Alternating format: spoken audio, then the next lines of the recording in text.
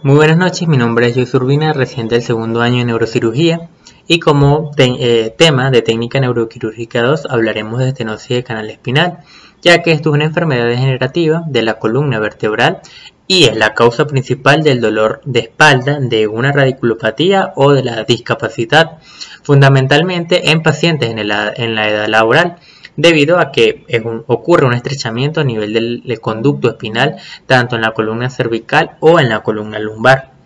Es por eso que, antes de ello, iniciar con un recuento anatómico, recordando que la columna vertebral está compuesto por 33 cuerpos vertebrales, el cual de ellos son 7 vértebras cervicales, 12 vértebras dorsales, 5 vértebras lumbares, 5 sacra y lo que es el coxis. También es importante señalar y recalcar que cada una de ellas tiene su particularidad y su característica.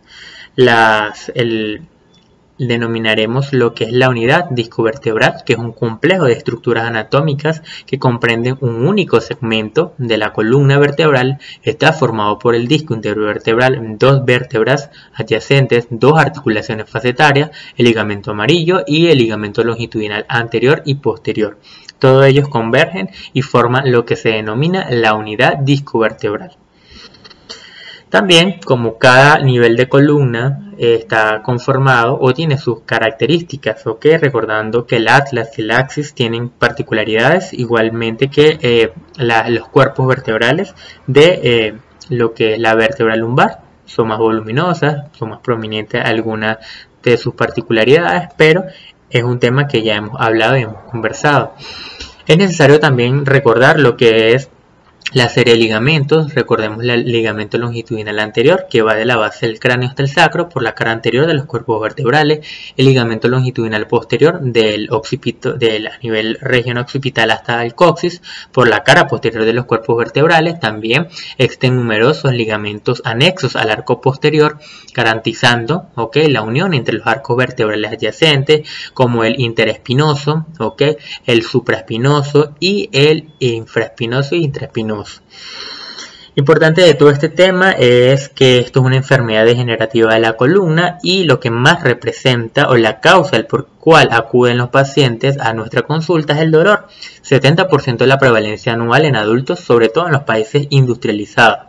Recordando que el 15 al 45% es prevalencia de las consultas, 5% incidencia entre pico de edad entre 35 y 55 años de edad, lo que lo convierte como un problema de salud pública. Importante epidemiológicamente hablando de que el canal estrecho en la región lumbar es mucho más común que la columna cervical y el sitio más frecuente es a nivel del L4, L5 seguido por L3, L4. Si hablamos de una espondilosis cervical, recordemos que la artrosis de la columna cervical produce estenosis del canal y a veces una mielopatía cervical secundaria a la compresión de la vaginación ósea artrósica por unos osteofitos. Esto comprime la médula espinal y puede verse afectados en las raíces nerviosas e inferiores, es decir, ocurriendo una radiculomielopatía. La espondilosis cervical en ocasiones, sobre todo cuando el canal vertebral tiene una estrechez menor de 10 milímetros, puede conducir al dolor o a una lesión incapacitante. También a veces por la hipertrofia del ligamento amarillo.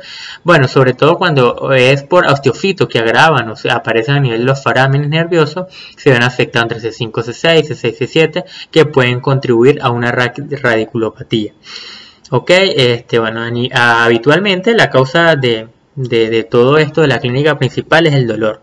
Debemos descartar, como habíamos hablado en temas anteriores, sobre los síndromes de atrapamiento periférico, lo que es el manguito rotador, el síndrome de estrechez torácico, los abscesos epidurales, isquemias cardíacas, incluso los tumores tanto intraespinales o extraespinales. Es necesario también mencionar la clasificación de la discapacidad de la mielopatía cervical espondilótica, que se va de grado 0 a grado 5 dependiendo de la clínica que presente el paciente. A nivel del canal lumbar, canal medular lumbar, es un estrechamiento del canal donde se encuentra la médula espinal a nivel de las vértebras lumbares, y existen enfermedades similares que comparten las mismas causas, llamado lo que es el estrechez del foramen neural o el estrechez del agujero foraminal, que pueden causar radiculopatías y lo principal es el dolor. Reconocemos que el paciente denomina de una vez como tengo una ciática, tengo una ciatalgia o un dolor lumbar. Generalmente puede ser de dolor mecánico agudo crónico, una radiculopatía aguda, subaguda o crónica, o un canal lumbar estrecho por una claudicación neurogénica, o la espondilolistesis degenerativa. La clínica del canal lumbar estrecho artrodésico, y bueno, es necesario reconocer lo que es los diferentes conceptos, como una cervicalgia o lumbalgia, dolor aguda o crónico del cuello a la parte baja de la espalda, causado por alteraciones de diferentes estructuras anatómicas del complejo del sostén de la columna, a diferencia de una cervicobraquialgia o lumbroradiculalgia, que es denominada ciatalgia, es dolor que es asociado o no a la cervicalgia o lumbalgia. Irradia siguiendo uno o varios trayectos radiculares definidos, acompañado o no de síntomas deficitarios de dichos nervios. Si hablamos de un envejecimiento normal, el paciente me va a referir lumbalgia o cervicalgia con cronificación que pueden aparecer lumboradiculalgias o cervicobraquialgia. Ahora, si hablamos de accidentes agudos como una radiculalgia, que el 37 al 38% de la población sufre procesos degenerativos evidentes sin episodios de lumbalgia o radiculalgia, y el 10% de la población sufre dolor crónico sin objetivar signos degenerativos manifiestos. Los factores de riesgo, bueno, estos pacientes, sobre todo los hereditarios, factores de riesgo familiares, mutaciones genéticas o ambientales, el trabajo, depende mucho y muy importante en estos pacientes en edad laboral, las posturas, la carga física, la ergonomía del individuo, el tabaquismo y sobre todo la edad. Las causas generalmente pueden ser congénitas primarias por pedículos cortos, espacios interpediculares reducidos, displasias óseas, acondroplasias, y las adquiridas, que son las secundarias, pueden ser agudas y crónicas. Si hablamos de las agudas, una hernia del núcleo pulposo, una fractura vertebral que es a causa de traumatismo, una espondilolistesis traumática, y las crónicas, espondilosis, tumores, infecciones, artrosis, espondilitis, artroartritis, osteoartritis, luxaciones articulares, incluso, bueno, una de las causas que se ha mencionado bastante puede ser la hipertrofia del ligamento amarillo. En este caso hablaremos de la degenerativa, de los traumatismos, de las infecciones inflamatorias y los procesos tumorales primarios o metastásicos. Y bueno, en esta imagen es necesario, antes de ver al paciente imagenológicamente, orientarnos a la clínica, lo que nos va a conllevar a hacer un diagnóstico preciso y posteriormente confirmar con la imagen. Aquí vemos una resonancia de columna lumbar, donde en su corte sagital, pero lo que quiero ver y mostrarles aquí es cómo vamos a evaluar esta imagen. Primero debemos evaluar la alineación. Segundo, lo que es el tamaño, las características del cuerpo vertebral. Tercero, la unión discovertebral. Cuarto, el disco intervertebral propiamente, los elementos posteriores, el canal medular, obviamente que es imprescindible verlo, y posteriormente el retroperitoneo. Esto es a nivel lumbar, pero a nivel cervical, lo que es el piel, partes blandas, tráquea, lo que es la tiroides y los grandes vasos también debemos evaluar y no dejar por alto. Dato a tener en cuenta, bueno, a medida que una persona va envejeciendo, la médula roja, que es la hematopoyética, es sustituida por la médula amarilla, que es la adiposa, aumentando de forma gradual la intensidad de señales de los cuerpos vertebrales de ser hipointensa a ser hiperintensa en imágenes potenciadas en T1.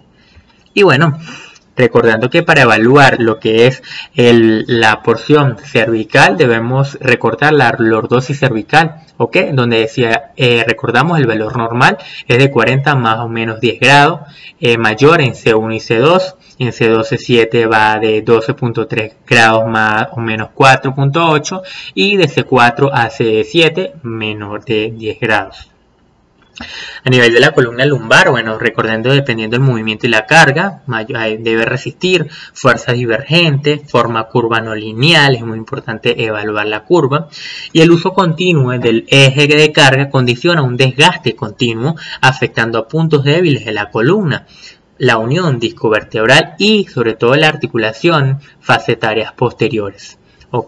La articulación lumbosacra, recordamos que es el último nivel móvil, soporta mayor peso, mayor movilidad, 75% de toda la flexión de la columna, mayor exigencia y mayor cantidad de enfermedades, sobre todo si nos enfocamos a nivel de la región L5S1 y también L4, L5. Por ello que todo se debe observar cefalocaudalmente sin dejar por alto ninguna de estas imágenes.